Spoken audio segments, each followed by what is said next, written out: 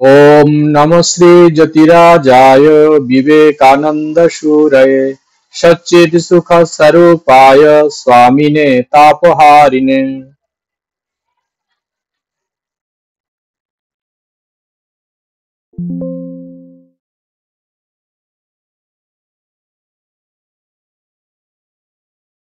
বড় হতে গেলে কি দরকার,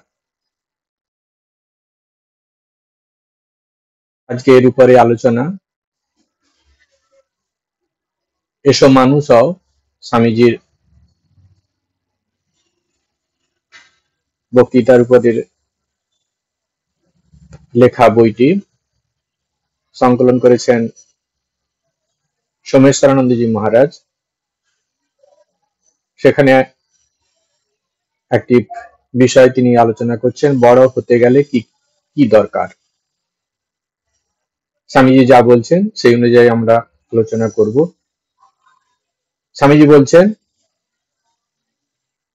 বড় হতে গেলে কোনো জাতির বা ব্যক্তির পক্ষে এই তিনটি প্রয়োজন। কি সেই তিনটি? এক, সাধুতার শক্তিতে প্রগাঢ় বিশ্বাস, হিংসা ও সন্দিগ্ধ ভাবের একান্ত অভাব। 3 নম্বর, যাহারা সৎ হতে কিংবা সৎ কাজ করতে সচেষ্ট তাদের সহায়তা। প্রথমে তিনি বলছেন সাধুতার শক্তিতে বিশ্বাস। এর অর্থ কি? সাধুতার শক্তিতে বিশ্বাসের অর্থ সত্য নিষ্ঠার উপর বিশ্বাস, পবিত্রতার উপর বিশ্বাস। কায় মনোবাক্যে এই সত্য নিষ্ঠা ও পবিত্রতা পালন করলে সেখান থেকে তৈরি হয় ধৈর্য, তৈরি হয় আত্মবিশ্বাস, তৈরি হয় উদ্যম, নিষ্ঠা, সাহস, তৈরি হয় স্বচ্ছ চিন্তা করার ক্ষমতা, তৈরি হয় সহানুভূতি, সেবাপরায়ণতা ও সর্বোপরি স্বার্থ শূন্যতা। এটাই হলো আমাদের আধ্যাত্মিক শক্তি, যা মানুষকে আত্মনির্ভর হতে সাহায্য করে, যার দ্বারা মানুষ পাহাড় সমান বাধা বিপত্তিকে অতিক্রম করতে পারে, যার দ্বারা মানুষ মহান মানবে পরিণত হয়। এটি আমাদের জাতীয় জীবনের আদর্শ, এটি হলো আমাদের জাতীয় সংস্কৃতি। স্বামী বিবেকানন্দ নিজে পূর্ণরূপে এই আত্মশক্তিতে বিশ্বাসী ছিলেন এবং বিশ্ব ইতিহাসে এই আত্মশক্তির বিস্ফোরণ ঘটিয়ে জগতের বুকে এক উজ্জ্বল দৃষ্টান্ত স্থাপন করে গেছেন। তিনি মানুষের মধ্যে দেবত্বকে পূর্ণরূপে স্বীকৃতি দিয়েছেন। মানুষ যদি সত্যনিষ্ঠ হয়, মানুষ যদি পবিত্রতার অনুষ্ঠান করে, তবে সে তার মধ্যে ঘুমিয়ে থাকা সিংহকে আবার জাগিয়ে তুলতে পারে। শুধু তাই নয়, সে অসীম শক্তির বলে জগৎ সংসারের বুকে ইচ্ছা অনুসারে সবকিছু কাজ করতে পারে। তাই তো তিনি বলছেন, all possibilities lies on you, you can do anything and everything. আমাদের হিন্দু ধর্মের প্রধান গ্রন্থ বেদ, সেই বেদের শেষ ভাগে আমরা যে শিক্ষা পাই তাতে বলা হচ্ছে জীব ব্রহ্মস্বরূপ। সেই বেদান্ত আমাদের ঘুরিয়ে ফিরিয়ে সত্য আশ্রয় করে চলার শিক্ষা দিচ্ছেন। সেই বেদান্ত আমাদের ধর্মপথে চলতে শিক্ষা দিচ্ছেন। সত্য ধর্মকে আদর্শ করাই আমরা জীবনের একমাত্র লক্ষ্য মনে করি, এবং সত্য ধর্ম আদর্শ করেই আমরা আমাদের জীবনের একমাত্র লক্ষ্যতে পৌঁছতে পারব। আমরা আমাদের হারিয়ে যাওয়া আসল আমিটিকে খুঁজে পাব। ধর্ম কি? ধর্ম হলো সেই নৈতিক আদর্শ যা ব্যক্তিগত জীবনকে সুন্দর করে গড়ে তুলতে, পারিবারিক জীবনকে সুন্দরভাবে গড়ে তুলতে, সমাজ জীবনকে সুন্দরভাবে গড়ে তুলতে, সর্বোপরি জাতীয় জীবনকে সুন্দর করে গড়ে তুলতে সাহায্য করে। এই নৈতিক আদর্শ অত্যন্ত মূল্যবান। বেদান্ত আমাদের নীতি শিক্ষার মাধ্যমে আমাদের জ্ঞানকে পরিপুষ্ট করেছেন। শুধু তাই নয়, কিছু কিছু ক্ষেত্রে কিভাবে সেই শিক্ষাগুলিকে অনুশীলন করব তাও বলে দিচ্ছে। কিন্তু পুরাণ গ্রন্থগুলি প্র্যাকটিক্যাল করে আমাদের সামনে তা তুলে ধরেছেন। না হলে সাধারণ মানুষের মনে ধারণা হতে পারে এইসব মূল্যবান কথা সাধারণ মানুষের পক্ষে আদৌ অনুশীলন করা সম্ভব নয়। তাই এই পুরাণ গ্রন্থগুলি যেন ব্যবহারিক জীবনে কিভাবে করতে হয়, পুরাণের চরিত্রগুলি সেটি করিয়ে দেখিয়েছেন আমাদের সামনে। বেদান্ত হলো থিওরি, আর পুরাণ হলো প্র্যাকটিক্যাল, ব্যবহারিক শিক্ষা। হাতে নাতে করে দেখিয়েছেন সে বেদান্তের থিওরিগুলি কিভাবে আমাদের ব্যক্তিগত জীবনে কাজে লাগানো যায়। আমরা পুরাণে পড়েছি শিবি রাজার উপাখ্যান, যিনি কিনা একটা শরণাগত পক্ষী শাবকের জন্য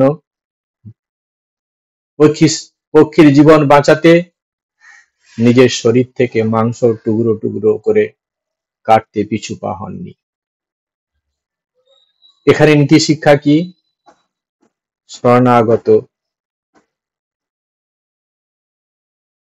শরণাগতকে প্রাণ দিয়ে রক্ষা করা জাতীয় জীবনের আদর্শ, সেটি যেন আমরা কোনো অবস্থাতেই ভুলে না যাই।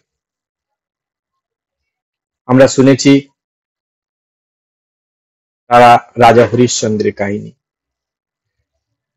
যিনি কিনা সত্য রক্ষার জন্য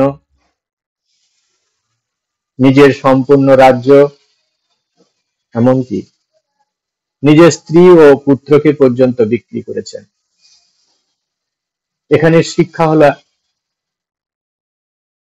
যতই জীবনে বাধা বিপত্তি আসুক, সমস্ত পরিস্থিতিতে যেন আমরা কথার খেলাপ না করি। আমরা সমস্ত পরিস্থিতি যেন সত্যনিষ্ঠ হই। এরপর আমরা যদি রামায়ণে আলোকপাত করি, সেখানে আমরা দেখতে পাব আদর্শ পিতা, আদর্শ পুত্র, আদর্শ ভ্রাতা ও আদর্শ স্ত্রী হওয়ার রূপরেখা। ভগবান শ্রী রামচন্দ্র, মাতা সীতা, লক্ষণ, ভরত ইত্যাদি চরিত্রগুলো সেই আদর্শের অনুষ্ঠান করে দেখিয়ে গেছে। আমরা হনুমান চরিত্রের মধ্যে দেখতে পাচ্ছি পরম জ্ঞানী হয়েও বিনয়ের পরাকাষ্ঠা, কতটা আনুগত্য তার মধ্যে আমরা দেখতে পাচ্ছি। এই রকম ভাবি আমাদের আধ্যাত্মিক শক্তিকে, আমাদের আদর্শকে আরো পূর্ণতায় প্রতিষ্ঠিত করে। আমাদের পূর্বজরা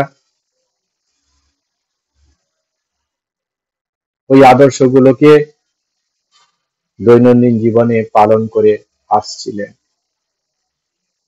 কিন্তু কালের প্রভাবে আমাদের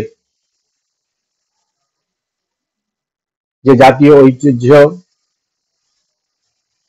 আমাদের আদর্শ, তা ক্ষীণ থেকে ক্ষীণতর হয়ে যাচ্ছে। কারণ আমরা সত্য ও পবিত্রতার অনুষ্ঠান না করেই সমাজ জীবন, পারিবারিক জীবন, ব্যক্তিগত জীবনের সমস্ত দায়িত্ব কন্ধে তুলে নিয়েছি।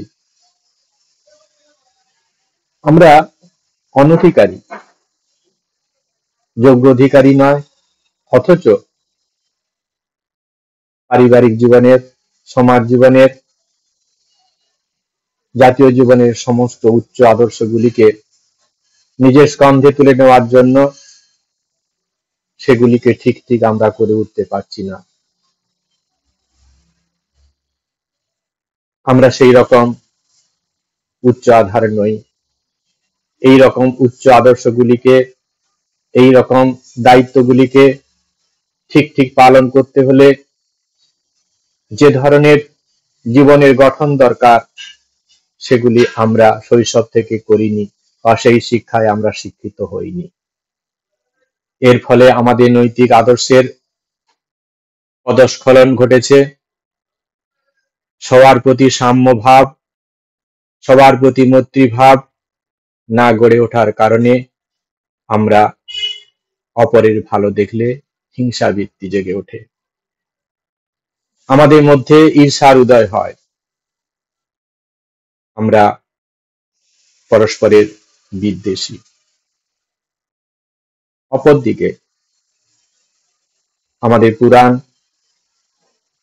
আমাদেরকে বসুধৈব কুটুম্বকম, এই যে আদর্শ, এই যে সমদর্শিত্ব, সেটি বারবার বলে গেছেন, তা আমরা অনুষ্ঠান করতে পারছি না।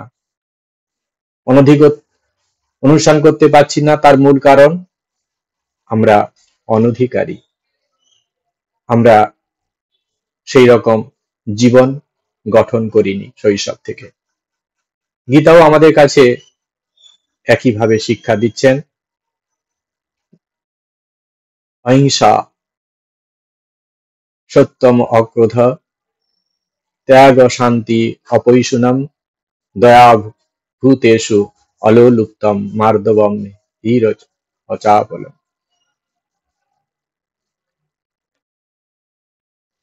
ভগবান বলছেন অহিংসা, সত্যবাদিতা, ক্রোধ শূন্যতা, বৈরাগ্য, শান্তি, অপরের দর্শন না করা, সমস্ত জীবের দয়া, লোভ শূন্যতা,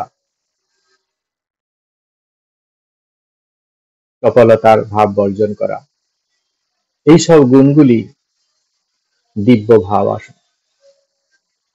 এই দৈবিক গুণগুলি মানুষের আদর্শকে পরিপুষ্ট করে। আমরা যদি দেব মানব স্তরে উন্নীত হতে চাই, আমরা যদি মহান মানবে হওয়ার পথে অগ্রসর হতে চাই, তবে এই আদর্শগুলিকে আমাদের জীবনশৈলীর মধ্যে নিয়ে আসতেই হবে। জাতীয় জীবনের মূল স্রোতে এই দৈবিক গুণগুলিকে অন্তর্ভুক্ত করতে হবে। স্বামীজি বলছেন, কি কারণে হিন্দু জাতি তার অদ্ভুত বুদ্ধি এবং অন্যান্য গুণাবলী সত্ত্বেও ছিন্ন বিচ্ছিন্ন হয়ে গেছে? স্বামীজি উত্তর দিচ্ছেন, আমি বলি হিংসা। এই দুর্ভাগা হিন্দু জাতি পরস্পরের প্রতি যেরূপ জঘন্যভাবে ঈর্ষান্বিত এবং পরস্পরের খ্যাতিতে যেভাবে হিংসাপরায়ণ, তা কোনো কালে কোথাও দেখা যায় না। যদি আপনি কখনো পাশ্চাত্য দেশে আসেন, তবে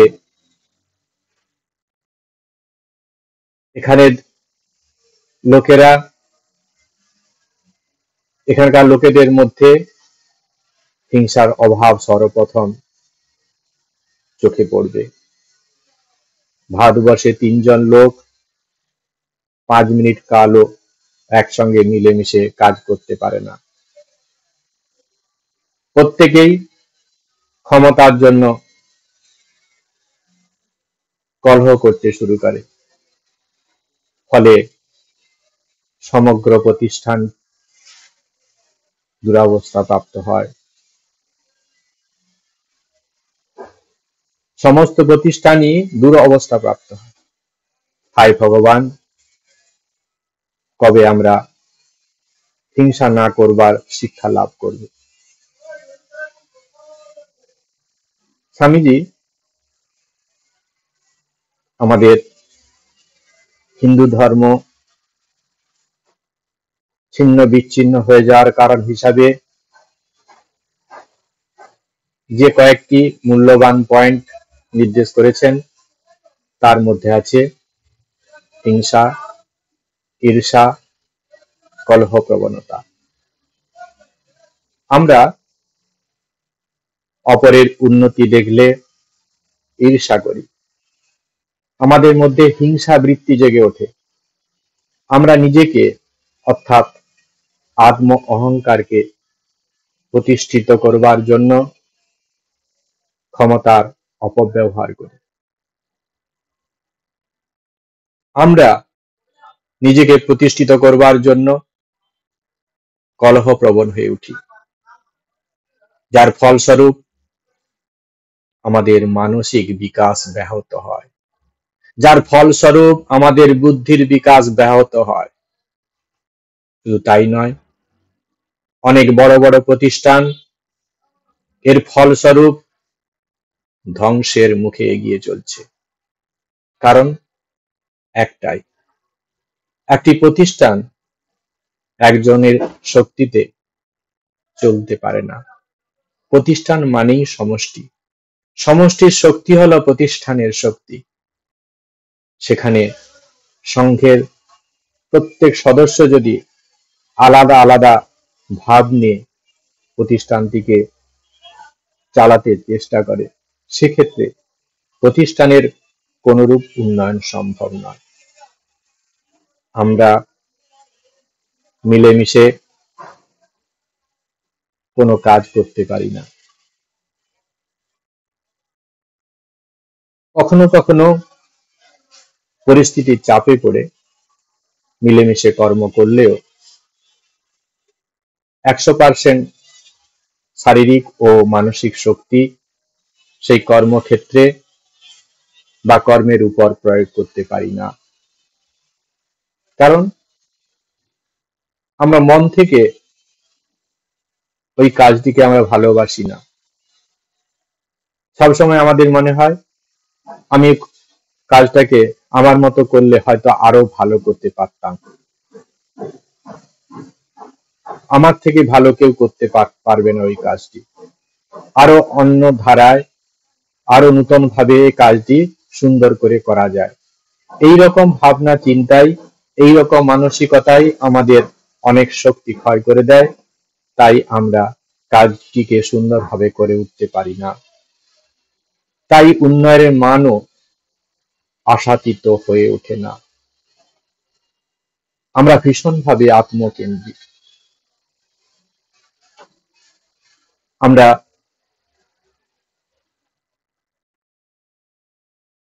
কিভাবে সুন্দর করে জীবন কাটাবো, কিভাবে ভালো থাকবো, আমার ভালো, আমার শুধু আমার আমার করেই আমরা জীবন কাটাই, কিন্তু এটা তো জীবন হতে পারে না। এরকম জীবন কাটানোর অর্থ নিজেকে অজ্ঞানতার অন্ধকারে থেকে আলোকময় দিকে নিয়ে যাওয়ার পরিবর্তে আরো অন্ধকারের গভীর গহনের মধ্যে নিয়ে যাওয়া। এর ফলস্বরূপ আমাদের যথার্থ স্বরূপ জ্ঞান যেমন হবে না, তেমনি ভাবে জাতীয় সংস্কৃতি আরো ব্যাহত হয়ে পড়বে। তাই জাতীয় জীবনের এই হীন দশা থেকে জীবকে বাঁচাতে, জাতিকে বাঁচাতে স্বামীজি সবাইকে প্রেম ও মৈত্রীর বন্ধনে বাঁধতে চাইছেন। আমরা তো জগন্মাতার সন্তান, আমরা জগন্মাতার সন্তান, তাই আমাদের সম্পর্ক ভাই ভাই। তাই কিসের দ্বন্দ্ব, কিসের কলহ? সবার প্রতি যখন আমরা প্রেম ও মৈত্রীর বন্ধন গড়ে তুলব, তখন হিংসা, বিদ্বেষ, ঈর্ষা ইত্যাদি আসুরি বৃত্তিগুলি ধীরে ধীরে মনের মধ্য থেকে সরে যাবে। জাতীয় জীবন থেকে সরে যাবে সেই অশুভ বৃত্তিগুলি। এর ফলে আমরা ধীরে ধীরে এক নূতন সমাজ গড়ে তুলতে পারব। ভবিষ্যৎ প্রজন্ম এক সুন্দর সুস্থ বাতাবরণ দেখতে পাবে, যার দ্বারা তাদের মানসিক বিকাশ ঘটবে, বৌদ্ধিক স্তরের উন্নতি ঘটবে। যারা সৎ হতে চায় তাদের কাজে সহায়তা করতে হবে, তাদের প্রতি হিংসা নয়, তাদের প্রতি প্রেরণার বাণী নিয়ে যেতে হবে। নিজের উন্নতির কথা ভাববার সাথে সাথে সমাজের প্রত্যেকটি মানুষের উন্নতির কথা ভাবতে হবে। নিজেকে সুস্থ রাখার কথা ভাবার সাথে সাথে অপরে কিভাবে সুস্থভাবে বেঁচে থাকতে পারে সে কথাকেও আমাদের ভাবতে হবে। Live and let live. আমরা অপরের সমস্যা হলে নিজেকে সাহায্যের হাত বাড়িয়ে দেই না। আমরা পাশের বাড়ির প্রতিবেশীর কোনো বিপদ হলে জানলা বন্ধ করে রাখি, যাতে ওই বাড়ির কেউ সাহায্যের জন্য না ডাকাডাকি করতে পারে। সমাজ জীবন থেকে, সমাজের মধ্যে থেকে এইভাবে বেঁচে থাকা কি সত্যিকারে বেঁচে থাকা? না এর দ্বারা আত্মিক উন্নতি সম্ভব? স্বামীজি বলছেন, expansion is life, contraction is death. বিস্তারী জীবন আর সংকোচনী মৃত্যু। বিস্তারী জীবন, বিস্তারের মধ্যেই জীবনের স্বাদ। আর যত নিজেকে সংকুচিত করে রাখবো, ততই আমরা সেই আনন্দের স্বাদ থেকে দূরে চলে যাব। এটাই তো মৃত্যু। পরের দুঃখকে নিজের দুঃখ ভেবে, পরের কষ্টকে নিজের কষ্ট ভেবে তা ঘোচানোর জন্য এগিয়ে আসতে হবে। এটাই যথার্থ জীবন, এটাই যথার্থ আধ্যাত্মিক উন্নতি। সর্বম খলু ইদং ব্রহ্ম। এই পরিদৃশ্যমান জগতের সবকিছুই ব্রহ্ম, সবকিছুই ঈশ্বর, সবকিছুই ঈশ্বরের সাকার রূপ। জীবকে ভালোবাসা ও সেবা করা মানেই ঈশ্বরের সেবা করা। এটাই হলো ঠিক ঠিক বড় হওয়া, এটাই হলো ঠিক ঠিক আধ্যাত্মিক উন্নতি। পরের দুঃখে সাহায্যের হাত বাড়িয়ে দেওয়ার মধ্যেই আছে মহান হওয়ার চাবিকাঠি। এর দ্বারাই হৃদয়ের সুপ্ত সিংহ সমহিমায় ফুটে ওঠে। এরপর স্বামীজি বলছেন, এইরূপ একটি জাতির মধ্যে, বিশেষ করে বাংলাদেশে এমন একদল লোক সৃষ্টি করা যারা মতের বিভিন্নতা সত্ত্বেও পরস্পরের সহিত অবিচ্ছেদ্য স্নেহ ভালোবাসার সূত্রে আবদ্ধ থাকবে। এ কি বিস্ময়কর নয়? এই দলের সংখ্যা ক্রমশ বর্ধিত করতে হবে। এই অদ্ভুত উদার ভাব অপ্রতিহত বেগে সমগ্র ভারতবর্ষে ছড়িয়ে পড়বে এবং এই দাস জাতি উত্তরাধিকারী সূত্রে প্রাপ্ত উৎকট অজ্ঞানতা, ঘৃণা, প্রাচীন মূর্খতা, জাতিবিদ্বেষ ও হিংসা প্রভৃতি সত্ত্বেও সমগ্র দেশকে বৈদ্যুতিক শক্তিতে উদ্বুদ্ধ করবে। সর্বব্যাপী বদ্ধতার এই মহাসমুদ্রের মধ্যে যে কয়েকটি মহাপ্রাণ মনীষী শৈলের মতো মাথা উঁচু করে দাঁড়িয়ে আছেন, আপনি তাদের মধ্যে অন্যতম। স্বামীজি বলছেন যে পাশ্চাত্যবাসীদের মানসিক স্তরের উন্নতি নেই, ভোগ সর্বস্ব জীবন তাদের, কিন্তু তারপরেও তারা সবাই মিলেমিশে কাজ করতে পারে। স্বামীজি তাদের সেই ভালো দিকটিকে প্রশংসা করছেন এবং স্বামীজি দেখছেন আমাদের জাতীয় সংস্কৃতির মধ্যে, আমাদের জাতীয় জীবনের মধ্যে যদি এটি আনা যায়, তবে জাতীয় জীবন উন্নতি লাভ করবে, আমাদের মানসিক স্তরের উন্নতি ঘটবে। সেটি তিনি বুঝেছেন, তাই তিনি তাদের সেই গুণাবলীকে আমাদের মধ্যে নিয়ে আসার জন্য সচেষ্ট হয়েছেন। কিভাবে সেই গুণাবলীকে আমাদের মধ্যে নিয়ে আসবেন? স্বামীজি বলছেন প্রেম ও মৈত্রীর দ্বারা।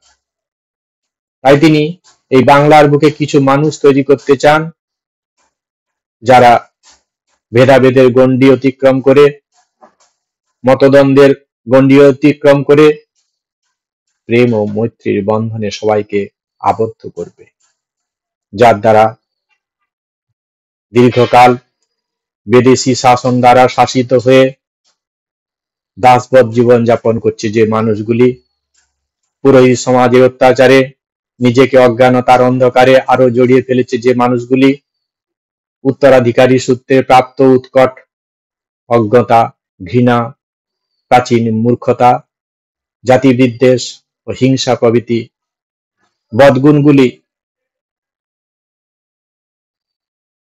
আর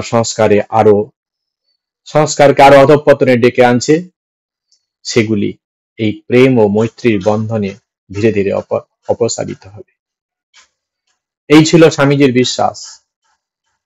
আলোকের প্রভাবে যেমন অন্ধকার কেটে যায়, ঠিক তেমনি প্রেম ও মৈত্রীর বন্ধনে সমস্ত আসরিক গুণগুলি ধীরে ধীরে সমাজ থেকে সরে যাবে, সেখানে গড়ে উঠবে স্বর্গরাজ্য।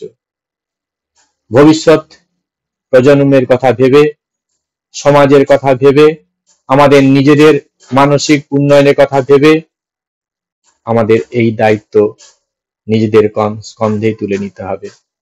স্বামীজি প্রবল আশাবাদী, তাই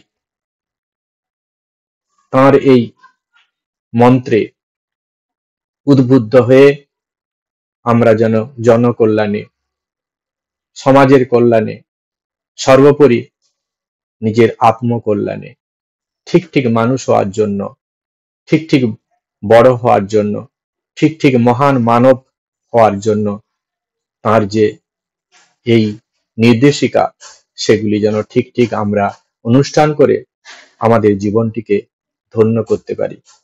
আজকে এই পর্যন্ত। ভালো থাকুন, আনন্দে থাকুন। জয় ঠাকুর, জয় মা।